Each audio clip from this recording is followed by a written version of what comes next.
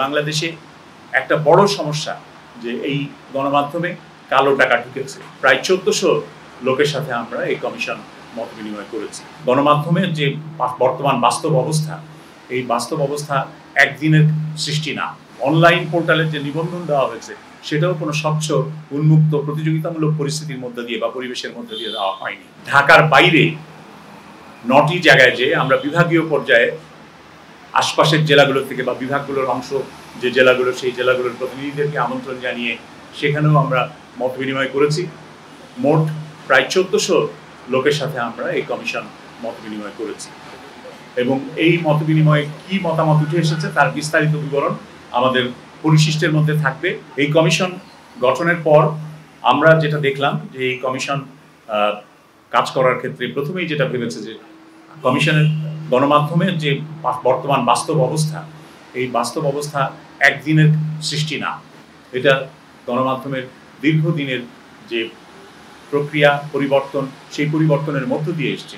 দীর্ঘদিন ধরে যে চর্চাগুলো হয়ে আসছে, সেই চর্চাগুলোর ক্রমাবনতির পরিণতিতে আজকে গণমাধ্যমের পরিস্থিতি এক ধরনের সংকটের মধ্যে এবং সংবাদ মাধ্যমের স্বাধীনতা, সাংবাদিকদের স্বাধীনতা একেবারেই সংকটের মধ্যে পড়ে গিয়েছে। বাংলাদেশে একটা বড় সমস্যা যে এই গণমাধ্যমে কালো টাকা ঢুকেছে। এই গণমাধ্যমে মালিকানার সমস্যাটা একটা বড় ধরনের সমস্যায় পরিণত হয়েছে। মালিক হয়েছেন কারা আমরা জানি না, কি পদ্ধতিতে তারা মালিক হয়েছেন। মালিক কারা তাদের আমরা চিনি, কিন্তু তারা কি পদ্ধতিতে মালিক হয়েছেন আমরা জানি না। কারণ কোনো প্রকাশ্য, উন্মুক্ত, স্বচ্ছ প্রতিযোগিতার মধ্য দিয়ে টেলিভিশন, রেডিওর লাইসেন্স দেওয়া হয় নাই। অনলাইন পোর্টালের যে নিবন্ধন দেওয়া হয়েছে সেটাও কোনো স্বচ্ছ, উন্মুক্ত, প্রতিযোগিতামূলক পরিস্থিতির মধ্যে দিয়ে বা পরিবেশের মধ্যে দিয়ে দেওয়া হয়নি। এগুলো সবই দেওয়া হয়েছে নেপথ্যে, যোগসাজশে, রাজনৈতিক পরিচয় অথবা অন্য কোনো কারণে। শিল্পে যে সংকট, সেই সংকটে মালিকদের যে ভূমিকা, আপনি দেখেন সরকার পরিবর্তনের পরে কিন্তু মালিক পরিবর্তন হয়নি। মালিকরা নেতৃত্বে, নিউজরুমের নেতৃত্বে পরিবর্তন এনেছেন, সম্পাদকীয় নেতৃত্বে পরিবর্তন এনেছেন। কারণ তারা চাইছেন যে যারা ক্ষমতায় আসতে পারে বা যারা যেই ক্ষমতা, যেই রাজনৈতিক শক্তির উত্থান ঘটছে বলে মনে হচ্ছে, তাদের সাথে এক ধরনের লিয়াজও করা দরকার, যোগ সাজস্য স্থাপন করা দরকার, যোগাযোগ স্থাপন করা দরকার। সুতরাং সেই কারণেই তারা নেতৃত্বে পরিবর্তন এসেছে। কিন্তু এই মালিকদের কাউকে ঘোষণা দিতে হয়নি যে তার যে তিনি যে গণমাধ্যমে বিনিয়োগ করছেন সেই বিনিয়োগের উৎস কি, সেই বিনিয়োগ কি কর প্রদেয় টাকা না কর দেওয়া হয়নি এরকম টাকা, এরকম কোনো কিছুই বলা হয়নি।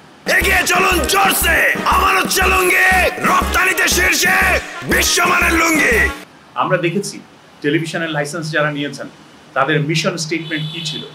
মিশন স্টেটমেন্টে কিছুই ছিল না, যা ছিল শুধুমাত্র রাজনৈতিক অঙ্গীকার। আমি আওয়ামী লীগ করি বা আমি আওয়ামী লীগের আদর্শ প্রচার করতে চাই, আমি সরকারের ডিজিটাল ভিশনকে তুলে ধরতে চাই, সে কারণে আমি টেলিভিশন চ্যানেল চাই, এরকমই আবেদনপত্র ছিল। সেখানে জনস্বার্থের কোনো বিষয় ছিল না। তো আমরা মোটামুটি সবকটা টেলিভিশন চ্যানেলের, সবকটা রেডিওর যে অনুমতির জন্য যে আবেদনপত্র, সেগুলো যাচাই করে দেখেছি যে জনস্বার্থ সেখানে কোনো বিষয় ছিল না।